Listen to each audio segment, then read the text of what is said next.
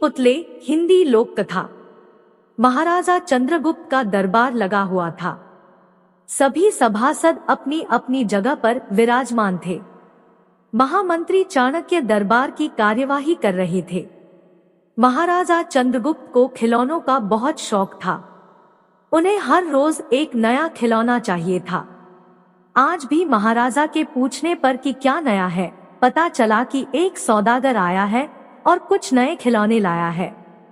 सौदागर का ये दावा है कि महाराज या किसी ने भी आज तक ऐसे खिलौने न कभी देखे हैं और न कभी देखेंगे। सुनकर महाराज ने सौदागर को बुलाने की आज्ञा दी। सौदागर आया और प्रणाम करने के बाद अपनी पिटारी में से 3 पुतले निकालकर महाराज के सामने रख दिए और कहा कि अन्नदाता, ये तीनों पुतले अपने आप में बहुत विशेष हैं। देखने में भले एक जैसे लगते हैं मगर वास्तव में बहुत निराले हैं। पहले पुतले का मूल्य 1 लाख मोहरे है, दूसरे का मूल्य 1000 मोहरे हैं और तीसरे पुतले का मूल्य केवल 1 मोहर है। सम्राट ने तीनों पुतलों को बड़े ध्यान से देखा।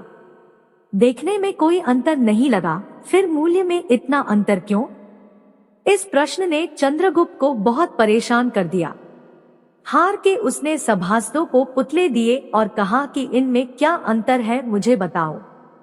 सभासदों ने तीनों पुतलों को घुमा फिराकर सब तरफ से देखा मगर किसी को भी इस गुत्थी को सुलझाने का जवाब नहीं मिला। चंद्रगुप्त ने जब देखा कि सभी चुप हैं, तो उसने वही प्रश्न अपने गुरु और महामंत्री चाणक्य से पूछा। चाणक्य ने पुतलों को बहुत ध्यान से देखा और दरबान को 3 तिनके लाने की आज्ञा दी। तिनके आने पर चाणक्य ने पहले पुतले के कान में तिनका डाला। सबने देखा कि तिनका सीधा पेट में चला गया। थोड़ी देर बाद पुतले के होंठ हिले और फिर बंद हो गए। अब चाणक्य ने अगला तिनका दूसरे पुतले के कान में डाला। इस बार सबने देखा कि तिनका दूसरे कान से बाहर आ गया और पुतला ज्यों का त्यों रहा। ये देखकर सभी की उत्सुकता बढ़ती जा रही थी कि आगे क्या होगा। अब चाणक्य ने तिनका तीसरे पुतले के कान में डाला।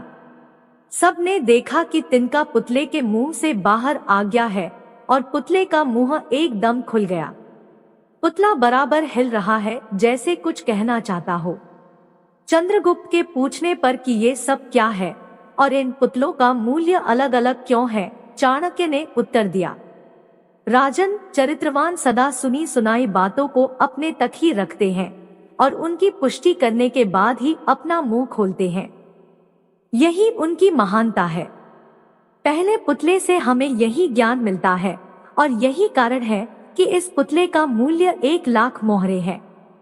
कुछ लोग सदा अपने में ही मग्न रहते हैं, हर बात को अनसुना कर देते हैं। उन्हें अपनी वाहवाह की कोई इच्छा नहीं होती।